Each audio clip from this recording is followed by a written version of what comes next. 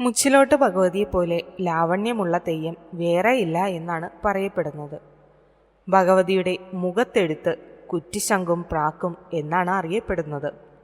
സ്വാതിക ആയതിനാൽ ചടുലമായ ചലനവും വാക്കും ഈ തെയ്യത്തിനില്ല. സർവാലങ്കാര ഭൂഷിതയായി സുന്ദരിയായി നവവധുവെപ്പോലെയാണ് ഈ തെയ്യം. അറിവ് കൊണ്ട് വിജയം നേടിയപ്പോൾ അപവാദ പ്രചരണം നടത്തി സമൂഹം ഭ്രഷ്ട് കൽപ്പിച്ചതിനാൽ അപമാനഭാരത്താൽ അഗ്നിയിൽ ജീവൻ ഹോമിച്ച വിദ്യാസമ്പന്നയായ ബ്രാഹ്മണ കന്യകയാണ് മുച്ചിലോട്ട് ഭഗവതി. ഈ ദേവിയെ മുച്ചിലോട്ടച്ചി എന്നും മുച്ചിലോട്ടമ്മയെന്നും മുച്ചിലോട്ട് പോതി എന്നും വിളിക്കാറുണ്ട്.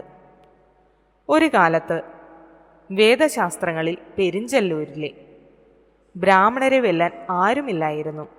അന്യദേശക്കാരായ ബ്രാഹ്മണർ അക്കാലത്ത് പെരിഞ്ചല്ലൂർ ആസ്ഥാനമാക്കി തർക്കശാസ്ത്രങ്ങളിൽ തങ്ങളുടെ അറിവും കഴിവും തെളിയിക്കുക ഒരു പതിവായിരുന്നു. അതിൽ തർക്കശാസ്ത്രത്തിൽ പേരുകേട്ട മനയാണ് രയരമംഗലം മന. തലമുറകൾ നിലനിർത്താൻ മക്കളില്ലാതെ അന്യം നിന്ന് പോകാറായ ഈ മനയിലെ തിരുമേനിക്ക് തൻ്റെ പ്രാർത്ഥനയുടെ ഫലമായി ഒരു പെൺകുഞ്ഞ് പിറന്നു. 15 വയസ്സായപ്പോഴേക്കും കന്യകയായ ഈ പെൺകിടാവ് സർവവിദ്യകളിലും അറിവ് നേടി. കന്യകയെ നേരിട്ട് തർക്കത്തിൽ പരാജയപ്പെടുത്താൻ കഴിയാതെ വന്ന പെരിഞ്ചല്ലൂർ ബ്രാഹ്മണർക്ക് അവളുടെ പാണ്ഡിത്യത്തെ അംഗീകരിക്കാനും വലിയ ബുദ്ധിമുട്ടായിരുന്നു. അങ്ങനെ അവർ ഒരു അവസരം കാത്തുനിന്നു.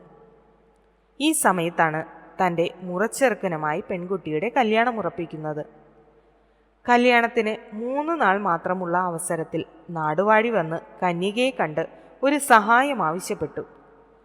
തൻ്റെ നാട്ടിലെ പണ്ഡിതരെ പെരിഞ്ചല്ലൂരിലെ ബ്രാഹ്മണർ തർക്കത്തിന് വിളിച്ചിരിക്കുന്നു. അതിൽ തോറ്റാൽ പിന്നെ ഞാൻ ജീവിച്ചിരുന്നിട്ട് കാര്യമില്ല. അതുകൊണ്ട് സഹായം വേണമെന്ന് അഭ്യർത്ഥിച്ചപ്പോൾ അവൾ തർക്കത്തിന് തയ്യാറാവുകയും രയരമംഗലം തിരുമേനി അതിന് സമ്മതമേകുകയും ചെയ്തു. ഉദയമംഗലം ക്ഷേത്രനടയിൽ വെച്ചാരംഭിച്ച തർക്കത്തിൽ ആദ്യ 2 ദിവസവും കന്യക ബ്രാഹ്മണരെ തോൽപ്പിച്ചത് അവർക്ക് നീരസവും വൈരാഗ്യബുദ്ധിയും ഉണ്ടാക്കി.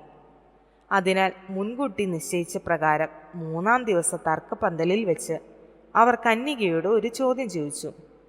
ഏറ്റവും വലിയ വേദന എന്ത്? ഏറ്റവും വലിയ സുഖം എന്ത്?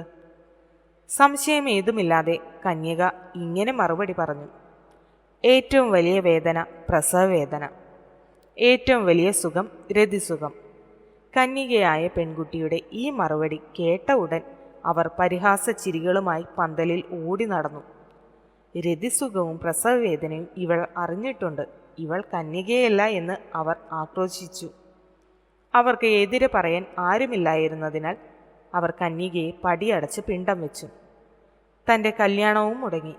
നാട്ടുകൂട്ടത്തിന് മുന്നിൽ അപമാനിതയാകേണ്ടി വന്ന അവൾ ഒരു അഗ്നികുണ്ഡം ഒരുക്കി അതിൽ ചാടി ആത്മഹത്യ ചെയ്യാൻ തീരുമാനിച്ച് കരിവെള്ളൂർ അപ്പനെയും രയരമംഗലത്ത് ദേവിയെയും കണ്ട് തൊഴുതു പ്രാർത്ഥിച്ചു.